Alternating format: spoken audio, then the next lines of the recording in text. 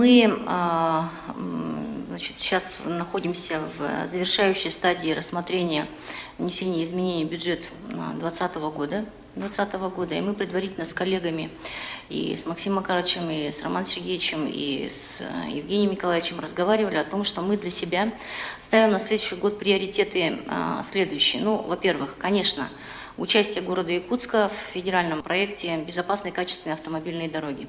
Значит, на следующий год у нас закладывается тоже порядка 22-23 километров дорог, то есть объемы строительства на следующий год будут примерно такие же.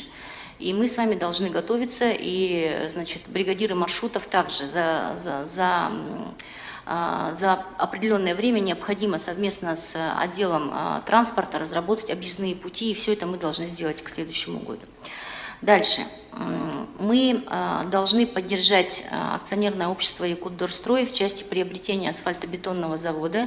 И мы с вами ставим перед собой задачу благоустройства кварталов и городских улиц, которые не участвуют в федеральной программе. Вместе с тем мы должны их привести в ближайшие несколько лет в надлежащее состояние.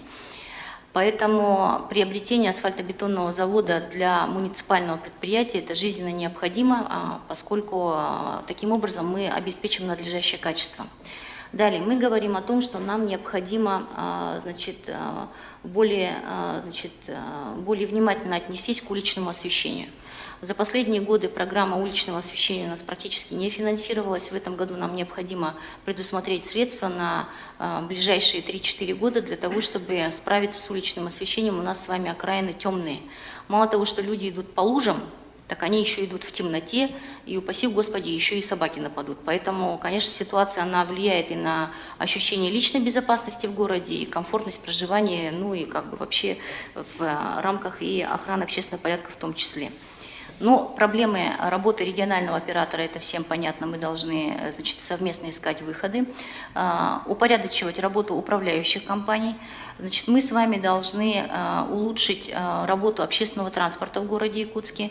Мы с вами должны расширить маршрутную сеть городских автобусов.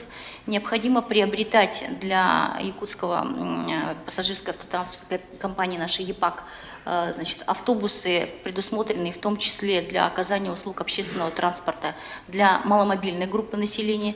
Мы с вами говорим о том, что необходимо дальше продолжать строительство теплых остановок в городе Якутске на самых, для начала, конечно, узловых точках, где это необходимо. Мы с вами говорим о том, что все-таки в городе Якутске нужны теплые туалеты. Вопрос, казалось бы, такой примитивный, простой, но его постоянно перед нами ставят. Повторюсь, по дополнительному образованию. Это развитие талантов наших детей. Мы в каждом управе, в каждом округе должны это предусмотреть. Безусловно, повторюсь, безнадзорных улиц, бесхозяйных улиц в городе Якутске быть не должно. И в том числе в рамках подготовки к 75-летию Победы все объекты, которые связаны с именами героев или связаны с событиями Великой Отечественной войны, нами должны быть приняты во внимание в особом порядке. Продолжает действие и в 2020 году войдет в основной режим реализации федеральной программы переселения из ветхого и аварийного жилья.